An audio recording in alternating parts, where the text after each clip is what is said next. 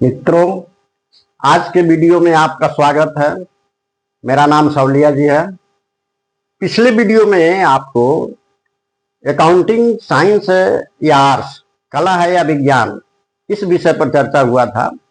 आज मैं आपको अकाउंटिंग प्रिंसिपल के बारे में बताना चाहता हूँ, इस पर चर्चा करना चाहता हूँ। अकाउंटिंग प्रिंसिपल क्या है? सबसे पहले अकाउंटिंग प्रिंसिपल का इंट्रोडक्शन आप ले लीजिए। देखिए, बोर्ड पर लिखा हुआ है, for preparation of accounting and financial statement it is essential to follow some standard language, rules, doctrine, principle, postulate, convention, concepts, so that there may be uniformity and consistency in accounting and financial statement of various business entities या firm या company. व्यापार छोटा हो या बड़ा हो, सबको एक सिद्धांत का पालन करना पड़ता है, जो बताए हैं कि स्टैंडर्ड लैंग्वेज होना चाहिए और रूल्स होना चाहिए, डॉक्ट्राइन होना चाहिए। इसको पालन कीजिए ताकि जो आप अकाउंट तैयार करें, जो बुक्स ऑफ अकाउंट तैयार करें, उसमें एकरूपता आ सके। इसी रूल को जनरली एक्सेप्टेड अकाउंटिंग प्रिंसिपल कहते हैं, जिसका हेडिंग दे हो गैप। इसी सिद्धांत को नाम दिया गया है जनरली एक्सेप्टेड अकाउंटिंग प्रिंसिपल, यानी शॉर्ट में उसको गैप कहते हैं। ये बहुत नाम पॉपुलर है, इस पर टिप्पणी भी आता है लिखने के लिए, तो 2 नंबर का टिप्पणी आएगा तो यहां तक लिखा जा सकता है। चलिए आगे बढ़ते हैं। These principle are not natural but man made. ये कहा गया है कि ये सिद्धांत जो बताया जाएगा, इसमें जितने भी सिद्धांत बताए जाएंगे वो प्राकृतिक नियम नहीं है, प्राकृतिक सिद्धांत नहीं है। इन सिद्धांतों को मनुष्य बनाए हैं, व्यापारी बनाए हैं अपने सुविधा के अनुसार। इसीलिए कहा गया है कि not natural but man made, और भविष्य में इसको व्यापार के आवश्यकता के अनुसार बदला जा सकता है।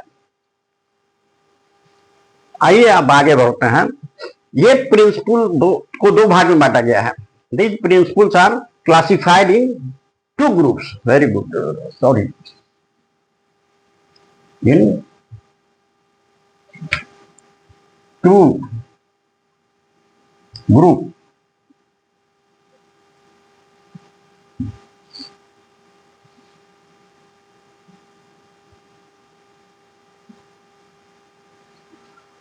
These accounting principles are classified in 2 groups. इसको 2 भाग में बांट के, 2 वर्गों में बांट करके अध्ययन किया गया है। इसका एक वर्ग है अकाउंटिंग कंसेप्ट, लेखांकन मान्यताएं, लेखांकन की अवधारणा, लेखांकन की अवधारणा।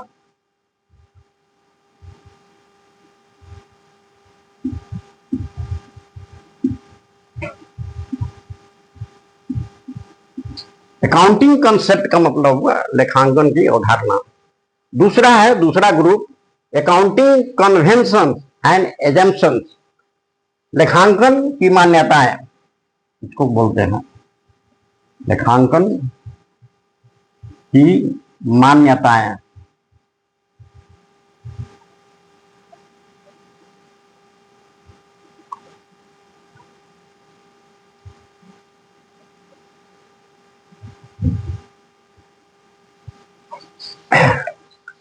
इस गैप को, अकाउंटिंग प्रिंसिपल को 2 भाग में बांटा गया है।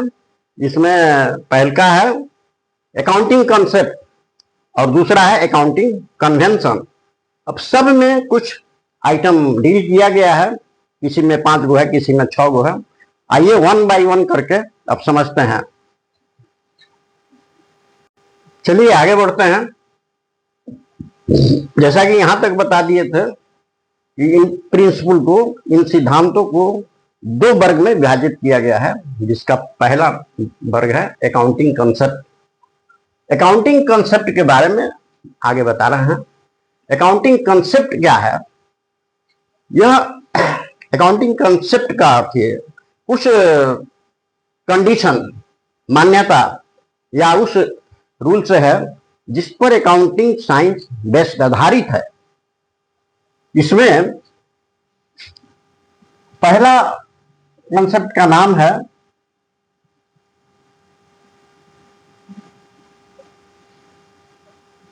Separate entity concept.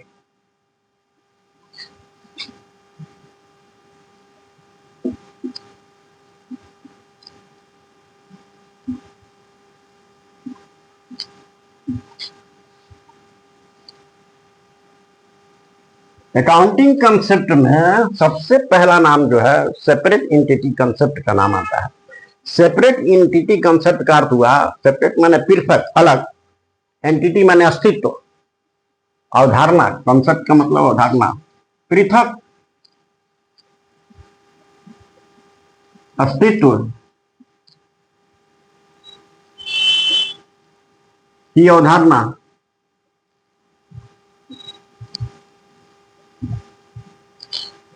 ये पहला कंसेप्ट है। इस कंसेप्ट के अनुसार ये सेपरेट एंटिटी कंसेप्ट के मुताबिक ये माना गया है कि व्यापार, कोई भी व्यापार करते हैं आप तो उसका एक नामकरण देते हैं। कानून के निगाह में व्यापार अलग हो जाता है और उसका स्वामी अलग हो जाता है। ये कहता है कि कोई भी व्यापार का अस्तित्व बिल्कुल अपने स्वामी से पृथक होता है, माने स्वामी से अलग होता है। किसी भी व्यापार का अस्तित्व उसके स्वामी से अलग होता है, चाहे वो एकांकी व्यापार हो, साझेदारी व्यापार हो, कंपनी व्यापार हो, किसी भी रूप में व्यापार जो है उसका अस्तित्व उसके स्वामी, साझेदार या शेयर होल्डर के अस्तित्व से बिल्कुल अलग होता है।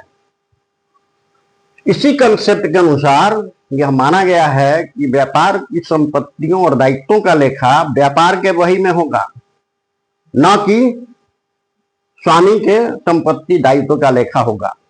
व्यापार के बही में व्यापार अपना पुस्तक रखता है जिससे लाभ हानि निकालता है, तो व्यापार के संपत्तियों और दायित्वों का लेखा व्यापार के बही में होगा। इसमें स्वामी के ये संपत्ति और दायित्व का लेखा नहीं होता है। अगर आप सेपरेट कंसेप्ट एंटिटी कंसेप्ट का मतलब यहां नहीं समझे तो एक उदाहरण देते हैं। इस सेपरेट एंटिटी कंसेप्ट किस तरह का है, किससे आप समझेंगे कि ये कंसेप्ट क्लियर हो जाए। देखिए, कोई व्यक्ति अगर चाहता है कि हम व्यापार शुरू करें, मान लीजिए कोई नाम दीजिए, कोई व्यक्ति है जिसका नाम है अरुण अग्रवाल। ये व्यक्ति है जो बिजनेस शुरू करना चाहता है। तो बिजनेस शुरू करने के पहले सोचना है कि कौन सा व्यापार करें, उस व्यापार का क्या नाम दें। उस व्यापार का एक नाम देना होगा, रजिस्ट्रेशन कराना होगा उसी नाम से। तो आप आइए, अरुण अग्रवाल बिजनेस करना चाहते हैं तो ये व्यापार स्थापित करेंगे, कानून से रजिस्ट्रेशन कराएंगे। तो व्यापार का नाम दिया अग्रवाल इंटरप्राइजेज। अग्रवाल इंटरप्राइजेज।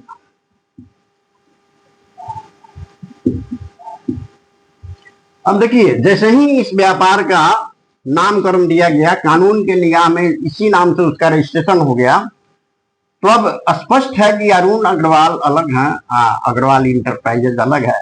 क्योंकि ये वो नाम मिल गया तो यहाँ दो नाम दिखाई दे रहा है ना। हालांकि इस बिजनेस को संभालेंगे यही, इस बिजनेस को चलाएंगे, माल खरीदना, बेचना, उस व्यापार को संचालित करने का काम यही करेंगे, लेकिन माना जाएगा कि यह व्यापार ये संचालित कर रहे हैं। कानून के निगाह में माना जाएगा कि यह व्यापार चला रहे हैं, जबकि व्यवहार में तो चलाते हैं यही। तो जब यह व्यापार जो है ये अलग हो गया इनसे, तो इसका मतलब है कि दो आदमी हैं, तो निश्चित कह सकते हैं कि इनका अस्तित्व अलग है, इनका अस्तित्व अलग है। आगे आइए, यह व्यापार कैसे चलेगा? पैसा की जरूरत पड़ेगी। समझिए कि अरुण अग्रवाल इसमें रुपया दे दिया, 1 लाख रुपीज, 1 लाख रुपया दे दिया, 1 लाख रुपया दिया।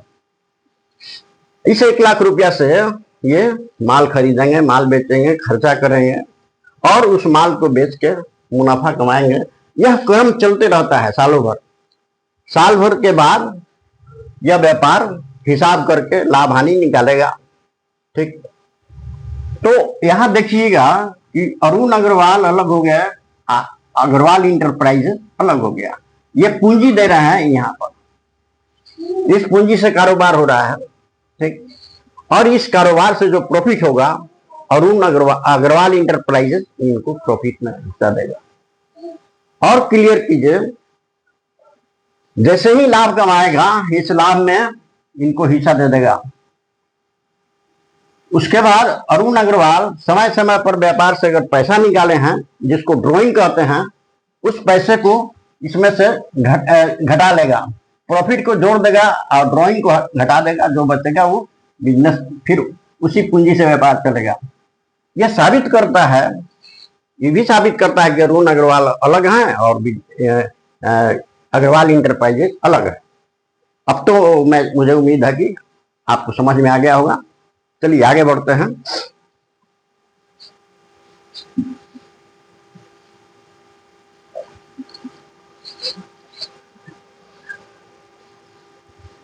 आप समझ गए होंगे कि व्यापार और व्यापारी यानी बिजनेस और बिजनेस का स्वामी दोनों का अस्तित्व अलग अलग होता है, किसी से कोई मतलब नहीं रहता है।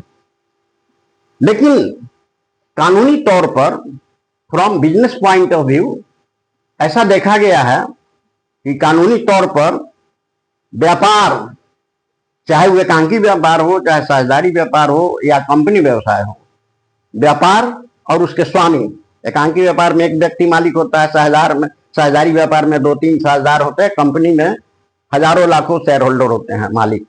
तो आगे देखिए कि एक चीज बता रहे हैं कि कानून कहता है, कानून के नजरिए से देखिए तो व्यापार के स्वामी और व्यापार के बीच सेपरेट एंटिटी का कंसेप्ट लागू नहीं होता है।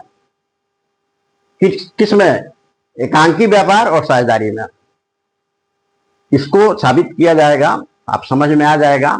मान लीजिए कि एकांकी व्यापार या साझेदारी व्यापार चल रहा है, किसी कारणवश व्यापार को बंद करना है या व्यापार दिवालिया हो गया, तो उस व्यापार के ऊपर कर्ज होगा। तो इस कर्ज को पहले व्यापार की संपत्तियों को बेच के चुकाया जाएगा और उसके बाद भी कर्ज शेष है तो उसका भुगतान स्वामी के संपत्तियों से होगा। तो यहां पर एक बात देखिएगा कि अगर ऋण का भुगतान स्वामी करता है तो फिर सेपरेट एंटिटी कंसेप्ट कैसे हुआ? सेपरेट का मतलब दोनों का अस्तित्व अलग, तो अलग रहेगा तो स्वामी क्यों ऋण चुकाएगा? व्यापार का ऋण है तो व्यापारी चुकावे। अगर स्वामी चुकाता है तो इसका मतलब है कि नो सेपरेट एंटिटी कंसेप्ट। ऐसा इसलिए कह रहे हैं कि बिजनेस स्टडी में लिखा हुआ है कि एकांकी और साझेदारी व्यापार में स्वामी का दायित्व असीमित होता है। स्वामी का दायित्व असीमित माने लिमिटेड नहीं है, अनलिमिटेड है। तो जब अनलिमिटेड है तो व्यापार का कर्जा व्यापार के संपत्ति से चुकाने के बाद यदि बच जाएगा तो कौन चुकाएगा? स्वामी चुकाएगा। इसलिए कहा जाता है कि business organization and its proprietor partners are consider as same, माने दोनों को एक ही समझा जाता है। And there is no separate entity concept, यानी यहां पर पृथक अस्तित्व की अवधारणा नहीं रहेगी। लेकिन फिर आगे बताया गया है कि व्यापार में समव्यवहार करने के लिए, मैंने लेन देन करने के लिए दोनों का अस्तित्व अलग अलग होता है। आइए आगे बढ़ते हैं। हालांकि ये हम बताए हैं, जो एकांकी और साझेदारी व्यापार के बारे में बताए हैं कि उनका अस्तित्व दायित्व असीमित होता है, इसलिए इनको फर्म का ऋण चुकाना है। फिर आगे कंपनी व्यापार के संबंध में जरा सुन लीजिए।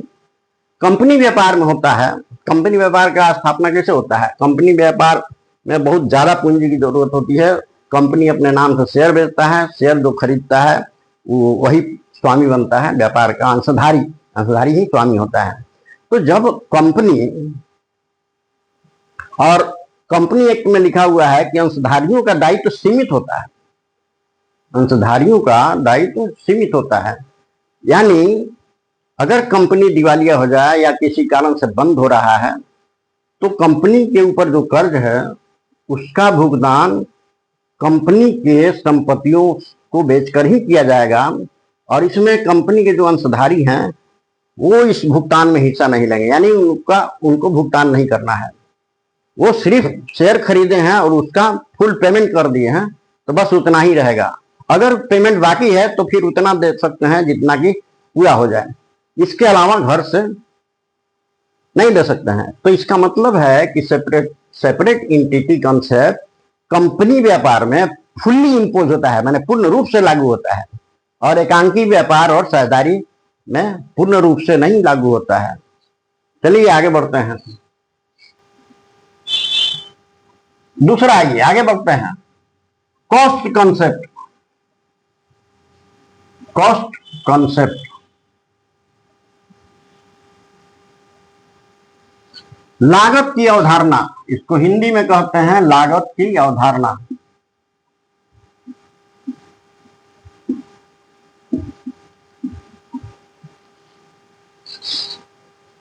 कॉस्ट कंसेप्ट का समझिए, कॉस्ट कंसेप्ट क्या है। ये कंसेप्ट, यह अवधारणा यह बताता है कि कोई भी व्यापार में कोई संपत्ति खरीदी जाती है तो उस संपत्ति का लेखा व्यापार के बहियों में, बुक्स ऑफ अकाउंट्स में उसी मूल्य पर होता है। कंपनी के बही में उस संपत्ति का लेखा उसी मूल्य पर होता है जितना कि उसका एक्चुअल कॉस्ट है, जितना संपत्ति को खरीदने में आपने भुगतान किया है। तो एक्चुअल कॉस्ट का भी एक मतलब होता है। जैसे एक संपत्ति खरीदते हैं, जो जहां से खरीदे हैं उस कंपनी में उसका प्राइस है 1,00,000 रुपया, तो समझेंगे कि साहब कॉस्ट ऑफ एसेट्स कंपनी में जहां से खरीद रहे हैं उसके यहां एसेट्स का मूल्य 1,00,000 रुपया है, 1,00,000 रुपया में देगा। आप संपत्ति, मशीन, प्लांट कुछ भी खरीद लिए, अब वहां से उठा करके मजदूर उसको उठाएगा, ट्रांसपोर्ट किसी चीज पर उसको चढ़ाएगा, लादेगा, फिर आपके यहाँ आएगा, आप उसको उठवाएंगे, फिर इंजीनियर आएगा, नाप जोख करके उसको स्थापित करेगा। तो यहाँ एक रूल है कि संपत्ति खरीदने में 1,00,000 रुपया तो दे दिया, लेकिन जब इस संपत्ति को जब तक अपने यहाँ नहीं लाएंगे, अपने यहाँ कारखाना में स्थापित नहीं करेंगे, जब तक यह कंपनी काम करना शुरू नहीं कर दे, इस मशीन को संचालित करने के पहले तक जो भी व्यय हुआ है उसके कॉस्ट में जुटेगा। यानी काटेज, ठेला भाड़ा है, फ्रेट भाड़ा, ठीक है, वेजेस मजदूर से उतरवाए हैं, चढ़ाए हैं, काटेज, ठेला, ढुलाई, उसके बाद एरेक्शन का मतलब होता है आपके यहाँ आ गया, आप इंजीनियर बुलाए, उसको स्थापित करावे, तभी ना काम करेगा मशीन। तो इस सब पर मान लीजिए कि 20,000 रुपया लगा, तो ये 1,20,000 एक्चुअल कॉस्ट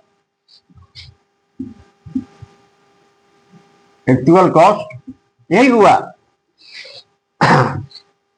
बहुत लोग यही कहते हैं कि 1,00,000 में खरीदा तो वही मूल्य हुआ, लेकिन आपको समझना है व्यापार में कि उसको खरीदने के बाद हम लाएंगे, ट्रांसपोर्ट वगैरह का खर्चा देंगे, फिर इंजीनियर आएगा, उसको कहाँ स्थापित करना है वो स्थापित करेगा, वो अपना फीस लेगा, इस सब मिला जुला करके हम बोले 20,000 हो गया। तो अब इस मशीन का जो प्लांट खरीदे हैं, जो भी खरीदे हैं, उसका एक्चुअल कॉस्ट 1,20,000 हुआ। बही में लेखा इसी 1,20,000 के मूल्य पर करना है। एक्चुअल कॉस्ट इसी को समझिएगा, इसको नहीं। मुझे उम्मीद है कि आपको समझ में आ गया होगा। आइए,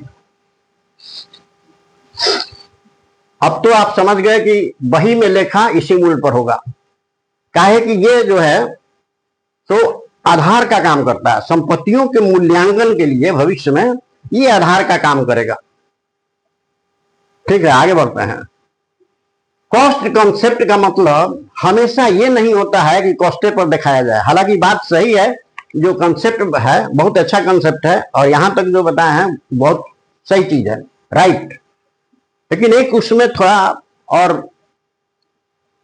डिक्टेशन दे देना चाहते हैं ताकि आपको और क्लियर हो जाए। कॉस्ट कंसेप्ट का मतलब तो यहां तक ठीक है, लेकिन कॉस्ट कंसेप्ट का हमेशा मतलब ये नहीं होता है कि इसको इसी मूल्य पर दिखाया जाए।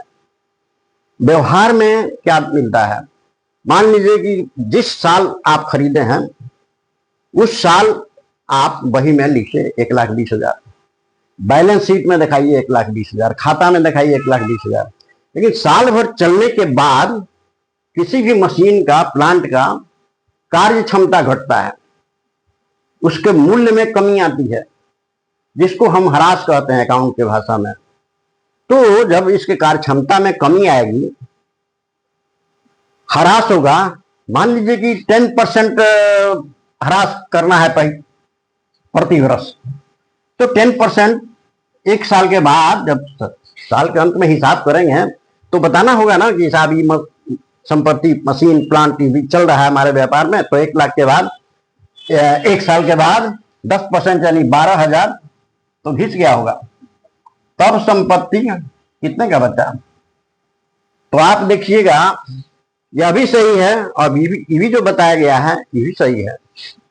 डेप्रिसिएशन के नाम पर घटा कि नहीं घटा, तो आप कहेंगे कि साहब ये 1,08,000 दिखाना है अगले वर्ष। इसी तरह से दूसरे वर्ष में भी घटाइए, कुछ कम होते जाएगा। तीसरे वर्ष में यह मूल्य दिखाना है बैलेंस शीट में, तो आप कहेंगे कि भाई कॉस्ट कंसेप्ट तो गलती हो गया। लेकिन नहीं, गलती नहीं हुआ। इसको आप हमेशा बताते रहिएगा कि हम 1,00,000 रुपया में खरीदे हैं, बैलेंस शीट के इनर कॉलम में दे दीजिए 1,00,000, और हर साल जितना ह्रास होता है उसको आप घटाते रहिएगा, घटाते। तो यहाँ 1,00,000 रुपया लिखे और दूसरा जो जो दिया रहा है तो 12,000 प्लस यहाँ जो घटा हुआ है 10,800, ये और ये दोनों जोड़ के घटाइएगा। तो यहाँ मिल रहा है ना कि 1,00,000 हो गया, इतना घट गया ह्रास के नाम पर। ठीक, 1,00,000 मिलना चाहिए, हमको दिखाई देना चाहिए। एक और विकल्प है इसका। दूसरा विकल्प ये है कि आप बैलेंस शीट के एसेट साइड में हमेशा 1,00,000 दिखाइए और जितना ह्रास हो रहा है हर साल का ह्रास जोड़ के बैलेंस शीट के दायित्व भाग में दिखाइए, तो ये हमेशा 1,00,000 दिखाई देगा। और बैलेंस शीट में इस ह्रास को जोड़ के दायित्व पक्ष में लिखाइए, क्योंकि इससे संपत्ति का मूल्य घटता है। तो आप यहां घटा दीजिए या नहीं घटाए तो इसको ह्रास को इधर दिखा दीजिए। ठीक है, आपको उम्मीद है कि आपको समझ में आ गया होगा। इस वीडियो में इतना ही। फिर जो है सो अन्य अवधारणाएं जो है तो अगले वीडियो में बताया जाएगा। आपको वीडियो अगर पसंद है, लाइक करते हैं तो लाइक कीजिए और चैनल को सब्सक्राइब कीजिएगा। आप लोग करते नहीं हैं, या रिक्वेस्ट है कि आप लोग चैनल को सब्सक्राइब करेंगे, लाइक करेंगे।